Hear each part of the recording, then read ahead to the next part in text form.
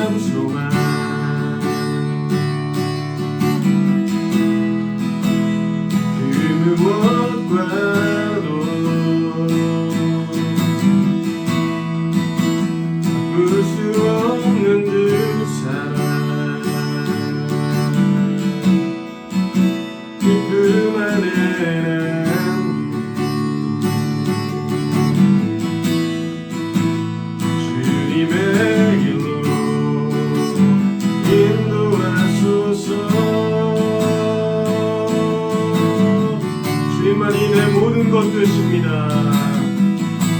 주님만이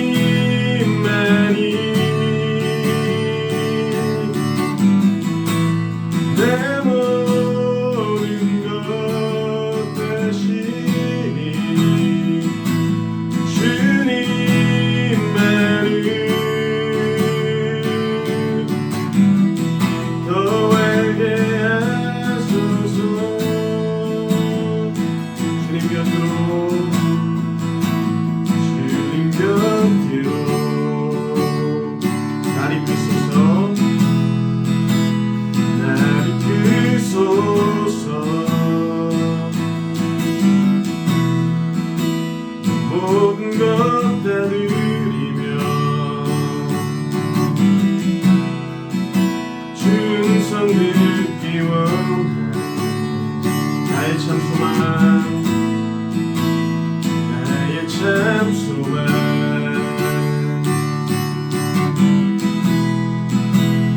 그 무엇과도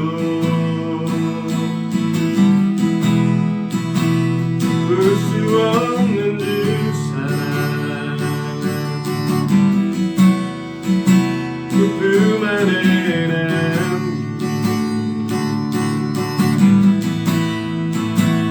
주님의 길로 인도하소서. 주님만이 내 모든 것 되십니다. 주님만이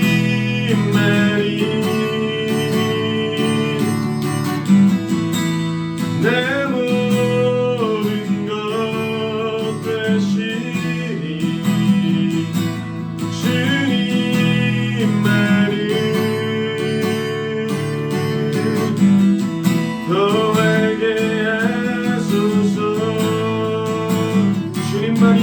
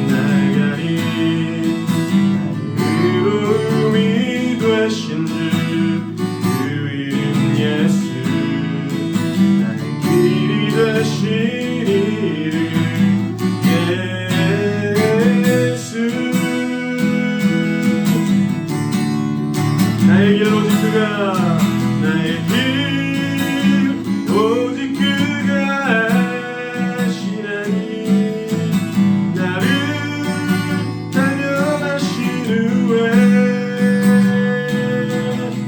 내가 정금같이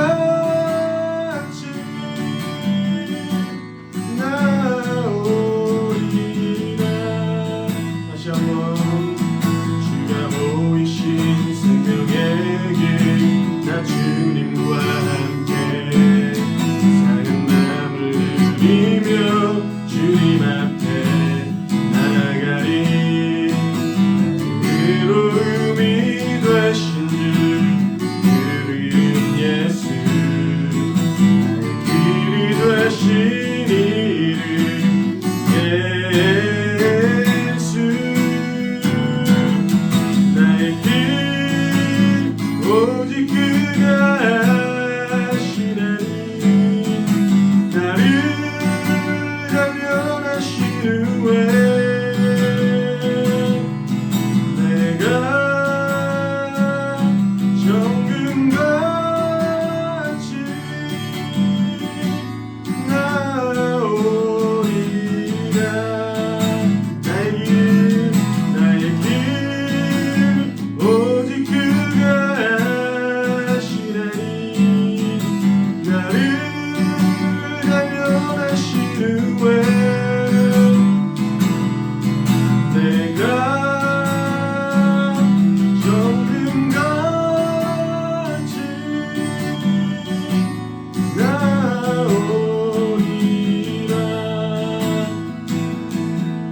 나의 길 오직 그가 아시나니 나를 단련하신 후에 내가 정금같이 나오리라. 이 사람께 기도할 때 주님 십자가에서 흘리신 보혈의 길로 우리가 걸어가길 소망합니다. 우리의 상한 마음을 받아주시고 주님을 더 깊이 주님을 더 많이 알 수 있도록 이 예배 가운데 은혜로 함께하여 주시옵소서. 입술과 함께 기도하길 소망합니다.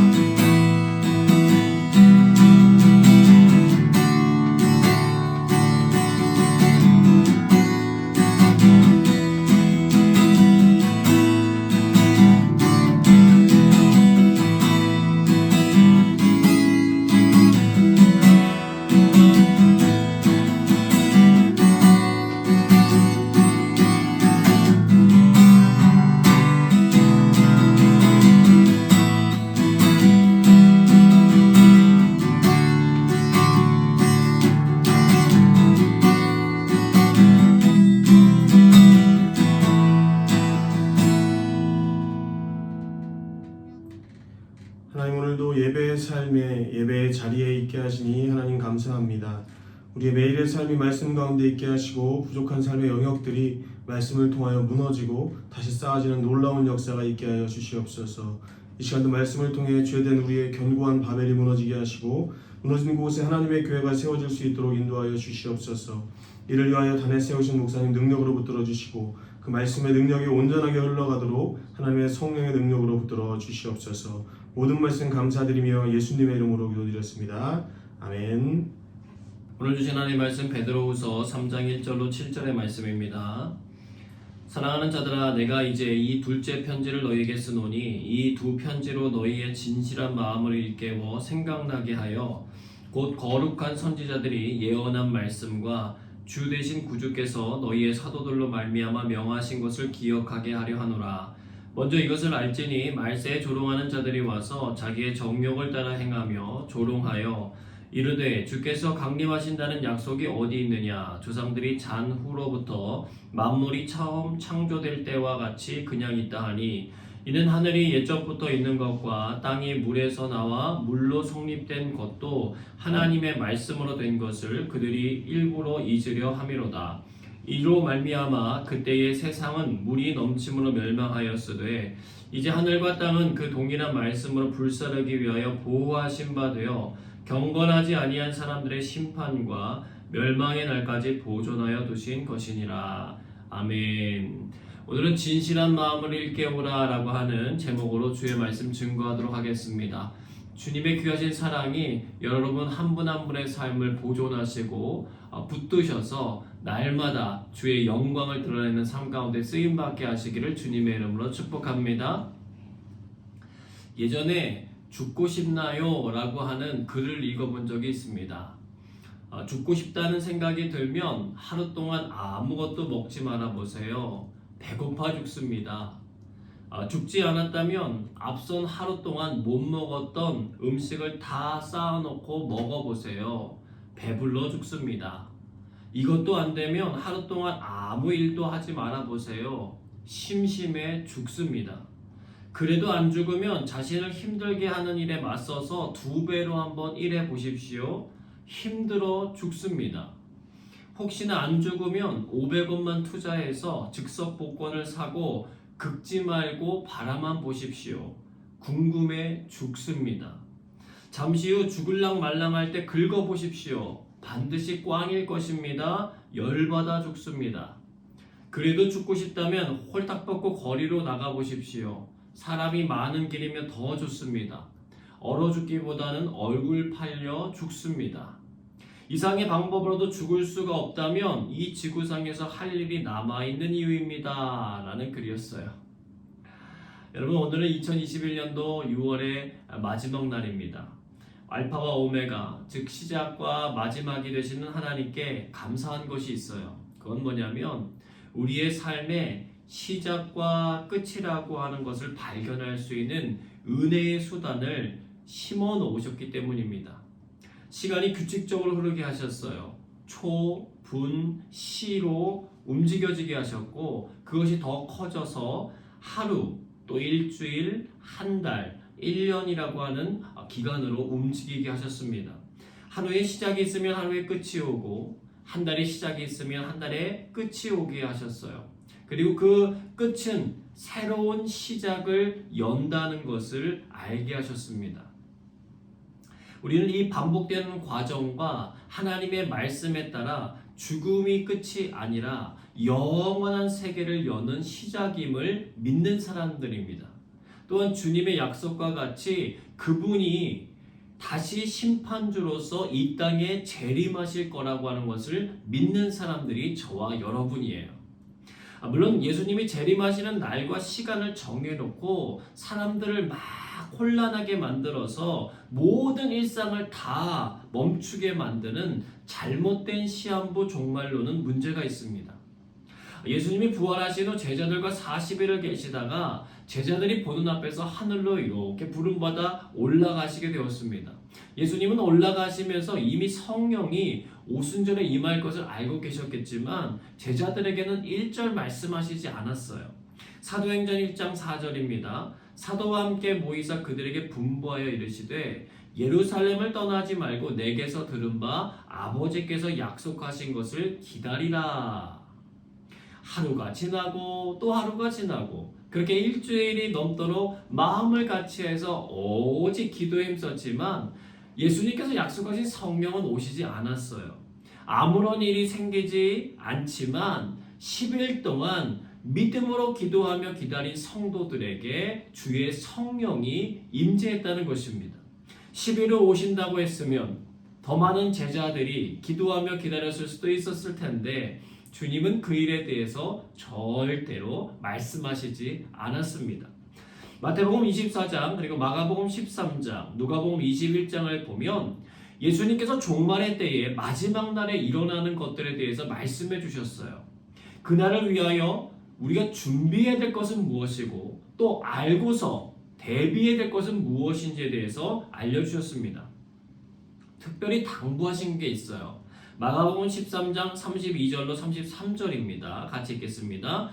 그러나 그 날과 그때는 아무도 모르나니 하늘에 있는 천사들도 아들도 모르고 아버지만 아시느니라. 주의하라, 깨어 있으라. 그때가 언제인지 알지 못함이라.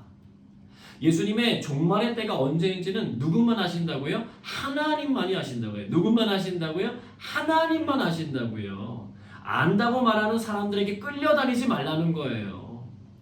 그러나 그때가 언제인지는 모르니까 늘 종말을 맞이하는 삶의 자세를 가지고 주의하고 깨어 살라고 말씀하셨습니다. 문제는 금방 오실 것만 같았던 예수님의 재림이 시간이 흐르고 흐르는데도 임하지 않는 거예요. 여러분, 사단이 이 틈을 노리지 않는다면 어리석은 거죠. 거짓 교사들을 앞세워서요, 예수님의 재림을 자꾸만 의심하게 만들고 그들이 재림 신앙을 가지고 경건하게 살려고 하는 노력들을 흐트러뜨리기 시작했어요. 베드로는 주님의 마음을 품고 교회 안에 생겨나는 흡사 암덩어리와 같이 보여지는 이 부분을 도려내기 위하여서 베드로후서를 적은 것입니다. 이제 얼마 후면 자기 자신도 죽게 될 거라고 하는 것을 직감한 베드로가 온 마음을 쏟아서 이 서신을 적고 있는 거예요. 베드로후서 3장 1절로 2절입니다. 사랑하는 자들아, 내가 이제 이 둘째 편지를 너에게 쓰노니 이 두 편지로 너희의 진실한 마음을 일깨워 생각나게 하여 곧 거룩한 선지자들이 예언한 말씀과 주 되신 구주께서 너희의 사도들로 말미암아 명하신 것을 기억하게 하려 하노라. 아멘. 무엇으로 시작해요? 사랑하는 자들아. 한번 따라하겠습니다. 사랑하는 자들아. 네, 사랑하는 자들아. 1절, 그리고 8절, 그리고 14절, 그리고 17절에 계속해서 반복되어 나오는 글귀가 사랑하는 자들아 라고 하는 호칭입니다. 어렸을 적 읽었던 해와 바람의 이야기가 생각나요. 어느 날 해와 바람이 내기를 하잖아요. 한 행인의 겉옷을 먼저 외투를 벗기는 사람이 이기는 거다 하고 게임을 하게 되는데, 바람이 자기가 자신이 있었던 거죠. 힘있게 막 쌩쌩 불어서 바람을 막 몰아치면 칠수록 어떻게 합니까? 반대적으로 행인은 벗기는커녕 더 꽁꽁 싸매가지고 안 벗겨지려고 애를 쓰는 모습을 보였습니다. 이에 해가 자신의 빛을 그 행인에게 이렇게 비추기 시작하죠. 그러니까 그것에 그 더위를 느낀 행인이 옷을 외투를 벗게 되었다, 자연스럽게 벗게 되었다, 뭐 그런 이야기입니다. 여러분, 서신을 받는 사람들 중에는 거짓 교사들도 있고요, 거짓 교사들에 넘어간 사람들도 있고요, 또 그 가운데는 넘어가야 되나 말아야 되나 그 기로에서 고민 중인 사람들도 있었을 거예요. 그런 그들을 향해서 베드로는 사랑하는 자들이라고 하는 호칭을 불러주고 있다는 거예요. 사랑하는 자들아, 사랑하는 자들아. 고린도전서 13장은 사랑장으로 유명한 장이잖아요. 믿음과 소망과 사랑, 이 세 가지는 항상 있을 것인데 그 중에 제일이 뭐라고요? 사랑이라고요. 하나님의 공의를 독생자 예수 그리스도의 사랑으로 덮어주셨기 때문에 우리는 그 은혜에 의해서 우리가 짊어지고 있었던 죄의 옷을 벗어버리게 된 것입니다. 마찬가지로 베드로는 죄의 길에 빠져 있거나 혹은 죄의 길에서 머뭇거리고 있는 성도들을 돌이킬 수 있는 방법이 사랑이라고 하는 것을 알았던 거예요. 본인 자신도 예수님을 3번이나 공식적으로 부인하는 큰 죄를 저질렀지만 예수님의 사랑으로 인하여 다시 용기를 얻고 회복되어서 그리스도의 사도가 되었기 때문입니다. 그래서 그는 여기에 반복해서 그 사랑을 표현하고 있어요. 여러분, 제가 아까 언급했던 그 단어들을 헬라어 단어로 찾아보면 사랑이라고 하는 표현 가운데 어떤 단어를 쓰냐면 아가페라고 하는 단어를 써요. 아가페 사랑이에요. 절대적인 사랑이에요. 하나님께서 죄인된 인류를 위해서 십자가에서 자기 자신을 희생하신 그 사랑을 표현할 때 쓰는 단어, 바로 아가페를 쓰고 있어요. 그 사랑을 가지고 지금 누가요? 베드로가 그런 성도들을 대하고 있다는 것입니다. 그는 그렇게 자신이 아낌없이 사랑하는 이들에게 한 가지 일이 정말 일어났으면 좋겠다라고 하는 소망이 있었어요. 그것이 무엇이냐면 진실한 마음을 일깨워 생각나게 하는 거였어요. 무엇이라고요? 진실한 마음을 일깨워서 생각나게 하는 거예요. 진실하다고 하는 말은요, 어떤 뜻이냐면 태양빛에 의해서 드러나게 되는 선명함, 순수함을 가리키는 단어예요. 여러분, 다윗이 음행과 살인이라고 하는 범죄를 저지르고도 아닌 척하고 있을 때 하나님께서는 그를 그냥 내버려 두지 않으셨어요. 선지자 나단을 통해서 그의 죄를 깨닫게 하셨죠. 여러분, 이게 하나님의 은혜인 거예요. 다윗은 그 기회가 얼마나 소중한 것인지를 알았던 왕이에요. 그래서 하나님 앞에 납작 엎드려 가지고요, 하나님 정말 잘못했다고 회개하면서 용서를 구합니다. 시편 51편은요, 그가 얼마나 간절히 하나님께로 돌이키기를 원했는지 잘 적혀 있어요. 그 내용 중에는 이런 부분이 있습니다. 시편 51편 10절인데 같이 읽습니다. 하나님이여, 내 속에 정한 마음을 창조하시고 내 안에 정직한 영을 새롭게 하소서. 아멘. 그는 나단을 통해서 이미 깨달았잖아요. 무엇이 잘못되었는지. 그런데 하나님 앞에 정한 마음, 정직한 영, 곧 진실한 마음이 회복되기를 기도하고 구하고 있다는 거예요. 오늘도 하나님은 우리 안에 이 진실한 마음이 일깨워지기를 원하시는 분인 줄로 믿습니다. 그 진실한 마음 어디서부터 오는 것인가? 베드로는 얘기해주고 있어요. 거룩한 선지자들의 예언된 말씀과 주 대신 구주께서 이루신 사도들을 통하여 명하신 것들이라고 말합니다. 즉, 진실한 마음이라고 하는 것은 그냥 허공에 있는 것이 아니라, 그냥 아무렇게나 버려져 있는 것이 아니라 어떤 거예요? 진리 안에 깊이 뿌려 내려진 것임을 알 수 있다는 거예요. 페르시아의 다리오 왕이요, 세상에서 가장 강한 것이 무엇인가를 신하들에게 물었습니다. 어떤 사람은 사람들을 평등하게 하고 부모와 처자와 가난과 아픔도 다 잊어버리게 만드는 술입니다 라고 대답합니다. 또 어떤 사람은 말 한마디에 천하가 움직이게 하는 임금님의 말이라고 대답합니다. 약간 아부성의 말이죠. 어떤 사람은 가족과 친구도 버리고 국경과 바다도 넘게 만드는 여자라고 하는 존재라고 대답합니다. 그런데 그 모든 것은 언젠가 다 없어질 것이라는 것을 아는 왕은 고개를 저어요. 그때 한 사람이 이렇게 말했습니다. 왕이여, 결코 변하지 않고 없어지지 않는 것이 있습니다. 그것은 바로 진리입니다. 왕은 그 말을 듣고서야 고개를 끄덕였다는 거예요. 여러분, 진실한 마음을 얻고 싶다면 하나님께서 허락하신 거룩한 말씀의 세계로 들어가셔야 합니다.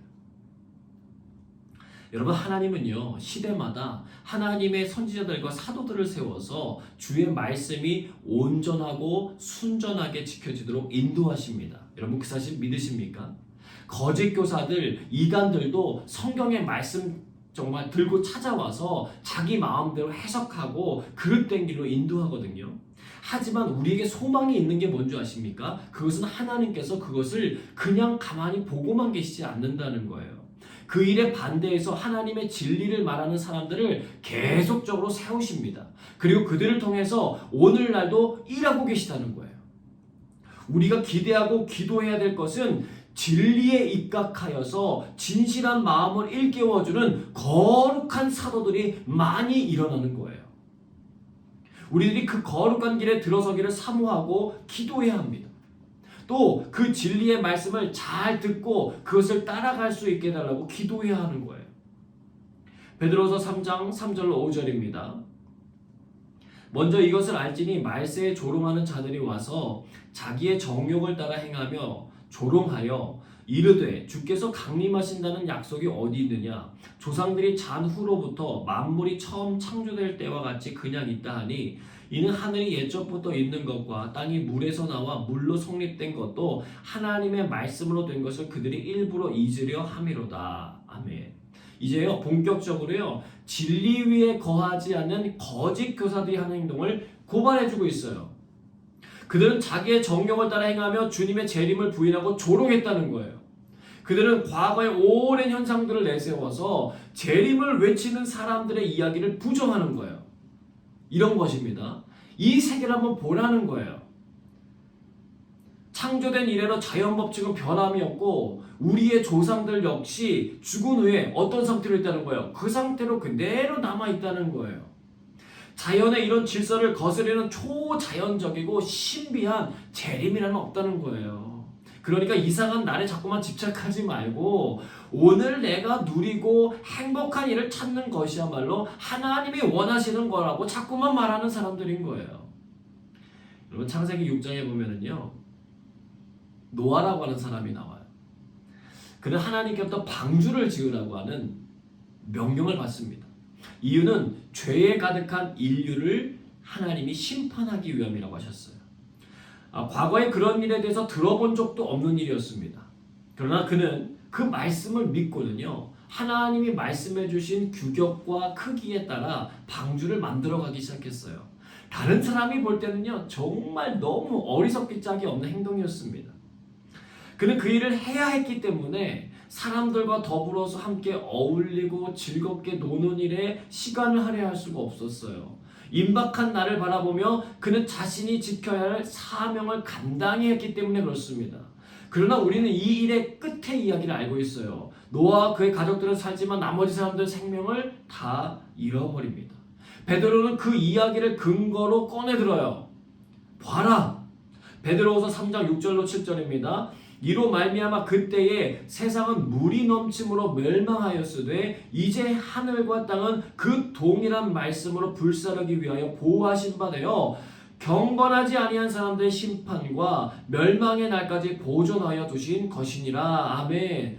노아의 홍수와 같이 주님의 재림은 뜻하지 않은 시간대에 오게 되는데 준비된 사람 그리고 준비되지 못한 사람의 삶은 극명하게 다를 것임을 드러내주는 거예요.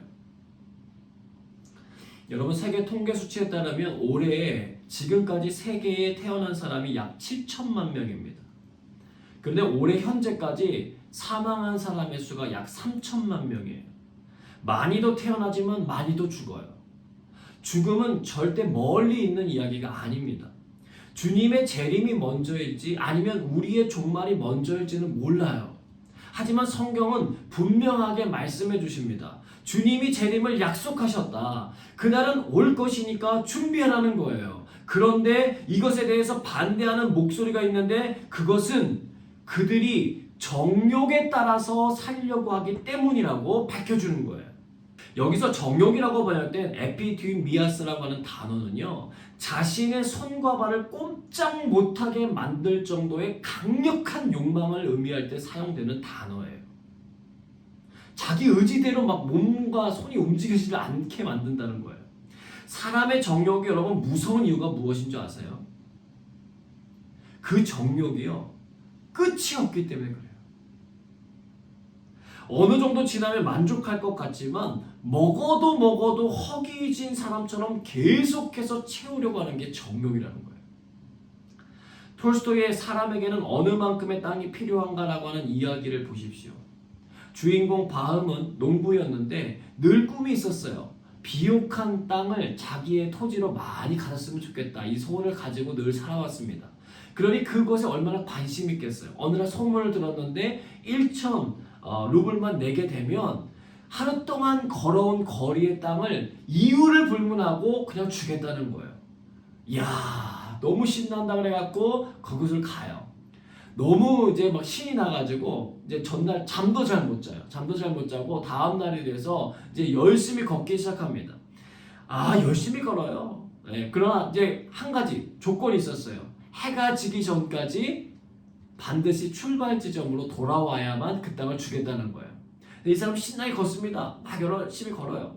근데 뜨거운 땡볕 아래서 걷다 보니까 몸에 피로가 많이 쌓이죠.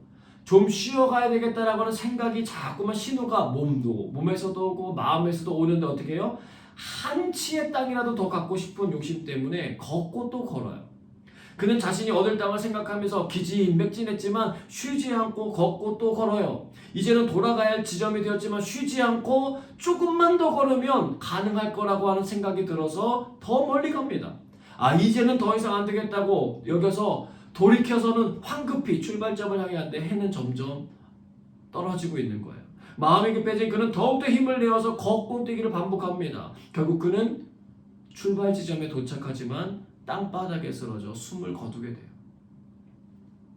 사람들이 그를 가장 가까운 곳에 사방 6자의 땅을 파가지고 묻어줍니다. 이야기의 핵심이 무엇입니까? 끝없는 정욕에 대한 거예요. 가져도 더 가지고 싶은 인간의 욕심이에요. 베드로후서에 나타난 거짓 교사들은 바로 이런 사람의 정욕을 자꾸만 부추기는 것입니다. 그러기 위해 가장 먼저 그들이 한 행동은 뭐냐면 그들 예수 그리스도를 믿고 살아가는 사람들 재림신앙을 깨는 거예요. 그것을 기다리고 절제하고 관리하며 사는 그 무거운 짐을 자기들이 벗겨주겠다는 거예요. 여러분, 재림신앙에 너무 깊이 빠져서 내가 지금 현재 감당해야 될 일상 속에서의 삶을 다 헌신짝처럼 버리는 어리석음을 범하지 마시기를 바랍니다. 그러나 반대로 오늘 나오는 것처럼 재림신앙을 대수롭지 않게 여기고 살아가는 삶 또한 매우 위험합니다. 소를 가는 사람이요, 삐뚤지 않고 올바르게 길을 내기 위해서는요, 쟁기나 바로 밑에 있는 땅이 아니라 저 멀리 있는 한 지점을 분명하게 기준점을 삼고 바라보고 가야 하는 거예요. 마찬가지입니다. 신앙의 바른 길을 내기 위해서는요, 예수님이 약속하신 재림의 날을 계속해서 바라보고 살아가야 돼요. 이것이 흐트러지거나 기억에서 사라지면 우리는 쉽게 끝없는 정욕에 빠져들고 말 거라는 거예요. 그리고 이미 그 길에 빠져 우리를 호시탐탐 노리고 있는 거짓 교사들의 밥이 되기 쉽다는 것입니다. 베드로는 말씀의 위력을 우리에게 알려주고 있어요. 우리 안에 진리 되신 주님께서 심어놓은 진실한 마음을 일깨워 생각나게 하시는 것이 말씀의 능력이라는 거예요. 하나님은 우리를 포기하지 않고요, 하나님은 우리를 선한 길로 인도하시길 원하시는 분인 줄로 믿습니다. 거짓된 유혹이 많아도요, 우리가 이 땅에 발을 디디고 살아갈 수 있는 이유는 하나님의 보호하심과 붙드심의 은혜 때문이에요. 사랑하는 여러분, 하나님은 말씀으로 세상을 지으셨을 뿐 아니라 세상을 운행하시고 마지막 날에 심판하실 것입니다. 그분의 계획은 우리를 멸망시킨 데 있는 것이 아니라 살리는 데 있습니다. 방주를 만들게 하신 것은 보존하기 위한 하나님의 계획이세요. 예수 그리스도를 이 땅에 보내신 것도 우리를 보존하기 위한 하나님의 계획인 것입니다. 그분의 십자가 보혈에 담긴 그리스도의 사랑과 그 은혜만이 우리를 죄와 정욕으로부터 벗어날 수 있게 만들어줍니다. 여러분, 그분의 재림에 대한 약속을 믿고 준비하며 살아가는 길만이 우리가 거짓 교사들에게 속아 넘어가지 않는 방법이에요. 예수님은 십자가의 길을 앞에 두고 간절히 하나님 앞에 기도하셨습니다. 아버지여, 만일 할만하시거든 이 잔을 내게서 지나가게 하옵소서. 그러나 나의 원대로 마시옵고 아버지의 원대로 하옵소서. 예수님에게도 정욕이 찾아왔어요. 고난의 잔, 고통의 잔, 단절의 잔을 마시고 싶지 않았습니다. 십자가의 길을 선언하셨고 그 길을 걸어가야 함도 아셨지만 그 길의 갈림길에서 고민하셨습니다. 여러분, 예수님조차도 흔들어대는 정욕의 강력함을 우리는 기억해야 한다는 거예요. 그러나 예수님은 어떻게 하셨어요? 승리하셨어요. 할렐루야. 예수님이 승리하셨어요. 위기의 순간에도 그분은요, 그것을 이길 힘이 자기 자신에게서가 있는 것이 아니라 하나님에게 있음을 아셨기 때문이에요. 기도하신 거예요. 아버지의 뜻대로 되기를 원한다고 순종의 기도를 할 수 있었기 때문에 이기신 것입니다. 오늘도 우리는 선택의 기로에 놓여져 있어요. 우리가 가만히 있기를 원한다고 해서 정욕이요, 우리를 가만히 내버려 두지 않습니다. 가만히 두면 육신은 끊임없이 정욕의 소리에 귀를 기울이게 되어 있어요. 그래서 의식적으로 일어나야 합니다. 주님은 1시간에도 깨어 같이 기도하자고 하세요. 시험에 들지 않게 기도하라고 말씀하십니다. 마음에는 원인데 육신이 약하다고 하세요. 기도의 훈련을 쌓아라는 거죠. 오늘 우리가 함께 기도하는 이유입니다. 혼자는 힘들지만 함께 이 시간 같이 기도하고 있다고 하는 것을 바라보면서 힘을 내는 것입니다. 무엇을 기도하는 것입니까? 오늘 말씀처럼 주의 진리 가운데 세워진 진실한 마음을 되찾게 해달라고 기도하는 것입니다. 또한 우리뿐 아니라 우리의 가정, 우리의 성도들, 더 나아가 사회의 많은 사람들이 그 은혜를 누리도록 함께 기도해야 될 책임이 저와 여러분에게 있는 것입니다. 바라기는 그 거룩한 직임을 잘 감당하여 주님께 칭찬받을 뿐만 아니라 오늘의 삶에도 참된 은혜를 누리게 되시길 주님의 이름으로 축복합니다. 함께 찬양하고 기도하겠습니다.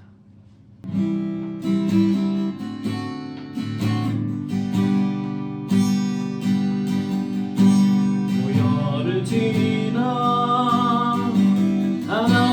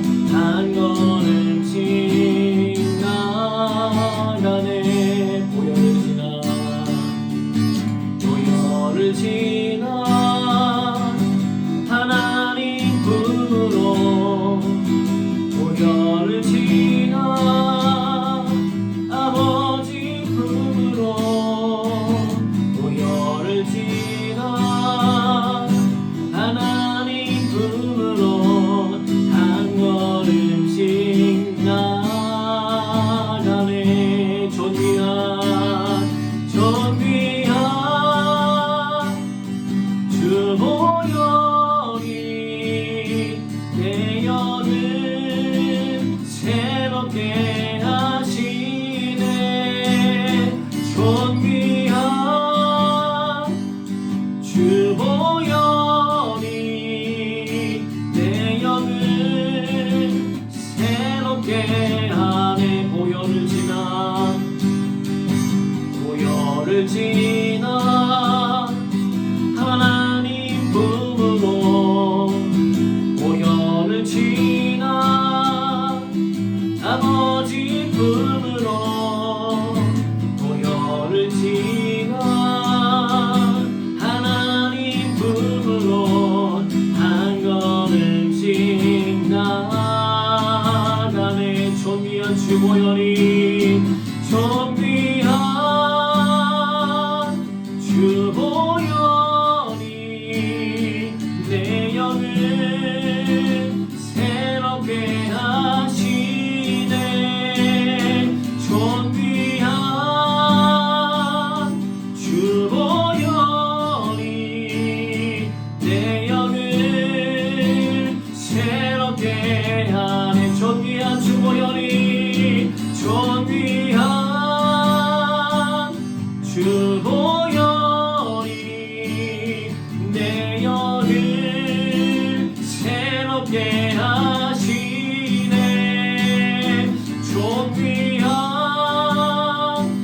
주 보혈이 내 영을 새롭게 하네. 이제 우리 기도하겠습니다. 성령님, 우리 가운데 임재하여 주사 하나님 앞에서 진실한 마음이 일깨워지는 은혜를 허락해 주시옵소서. 거짓에 속아 넘어가지 않게 하시고 주의 진리 가운데 견고히 서는 은혜를 허락하여 주옵소서. 함께 기도하겠습니다.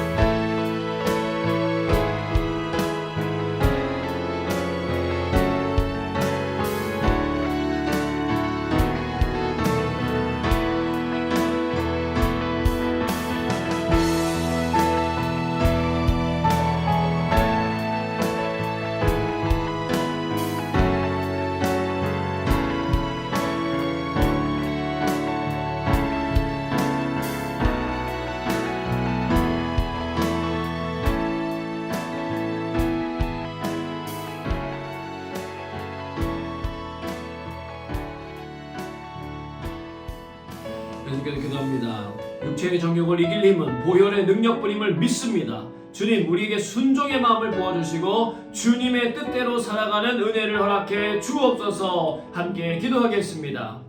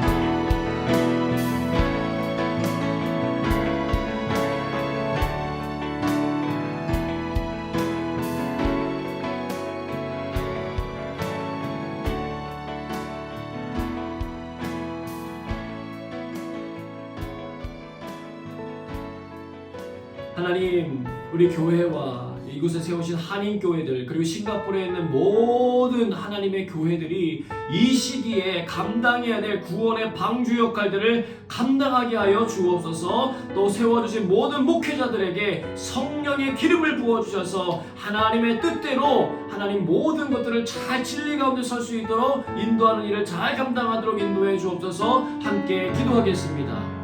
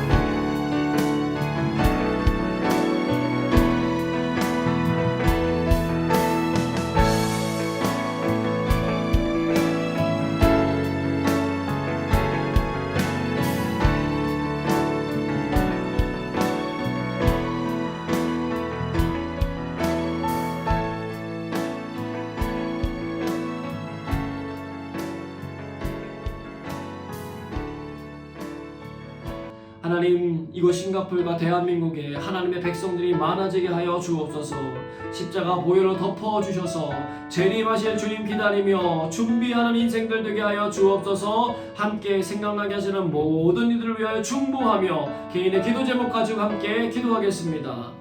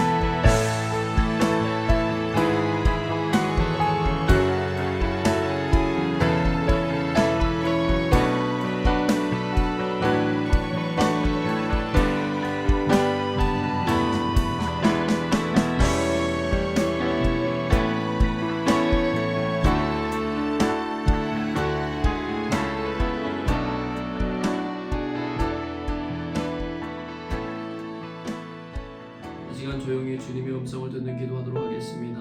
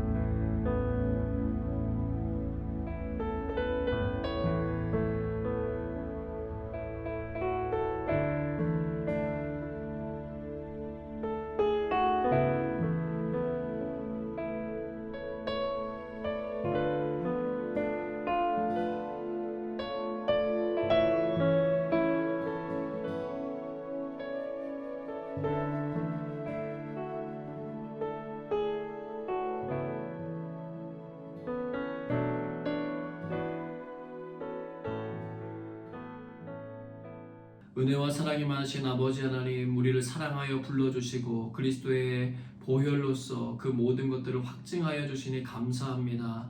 하나님, 오늘도 성령의 사람으로 살기를 원하오니 하나님, 하나님의 은혜로 저희들을 덮어주시고 예수 그리스도의 이름의 권세로 다시금 일어날 수 있도록 인도하여 주시옵소서.